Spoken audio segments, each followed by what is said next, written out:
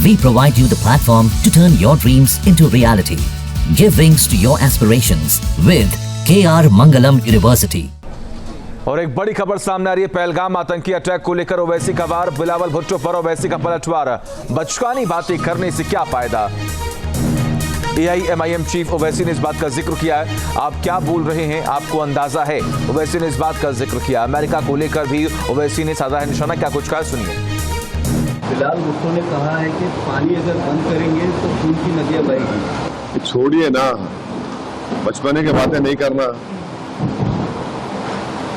उनके नाना से क्या हुआ था उनको नहीं मालूम, उनकी वालदा से क्या हुआ था उनको नहीं मालूम। उनकी वालदा को दहशतगर्द मार दिया तो कम से कम उन्हें तो ये बात नहीं करना। आप किससे बात कर रहे हैं, आप क्या बोल रहे हैं, आपको अंदाजा भी है। जब तक अमेरिका आपको यहां से वहां से कुछ नहीं था तो आप मुल्क नहीं चाह सकते, आप हमारे को आंखें दिखा रहे हैं आप। ये वही तो हम कह रहे हैं कि ISI हो या ISIS हो, ISIS खुरासान हो, या फिर आपके जो डीप स्टेट है या एस्टेब्लिशमेंट है पाकिस्तान का, वो तो यही चाहते हैं कि इस देश में हमेशा के लिए हिंदू मुसलमानों के झगड़े चलते रहें। तो इसीलिए उन्होंने हरकत की और उनका वहाँ कश्मीर में जाकर नॉन मुस्लिम को, हमारे हिंदू भाई बहनों को मारने का मकसद एक ही था कि कश्मीर को बताना चाह रहे थे कि यहाँ कोई नॉन मुस्लिम नहीं आ सकता। पाकिस्तान को फिर से FATF की ग्रे लिस्ट में लाना जरूरी है। फाइनेंशियल एक्शन टास्क फोर्स में उनको ग्रे लिस्ट में लाए। ग्रे लिस्ट में लाए तो उनको ये देखिए, इलीगल पैसों से फाइनेंस करे टेररिज्म ये लोग।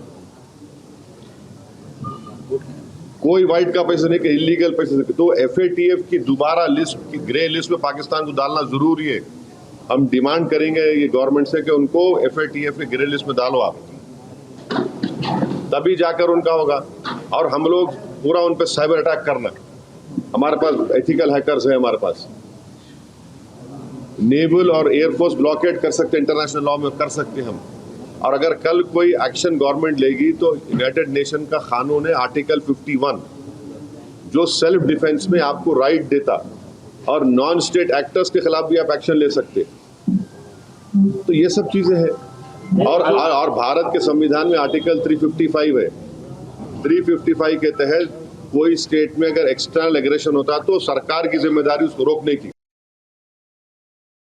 मोदी सरकार की जो डिटेरेंस पॉलिसी है उसको दोबारा उनको देखने की जरूरत है, क्योंकि सर्जिकल स्ट्राइक हुआ और फिर बालाकोट हुआ और देश को ये बताया गया था कि अब इसके बाद ये लोग इस तरह की हरकत नहीं करेंगे, मगर फिर कर रहे हैं। और रीसी एक मुकाम है वैष्णो देवी के पास, पिछले साल जुलाई में 60 टूरिस्ट को मारे थे वहां पे।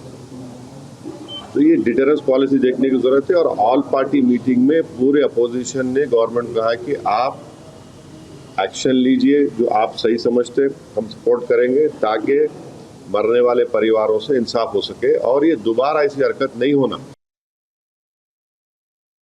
पाकिस्तान में ये मौजूद हैं ये टेररिस्ट, उनको वहीं से सपोर्ट किया जाता, उनको तैयार किया था, फाइनेंस किया जाता, और अनफॉर्चुनेटली वो बॉर्डर क्रॉस कर किया है, पहलगाम तक आ गए।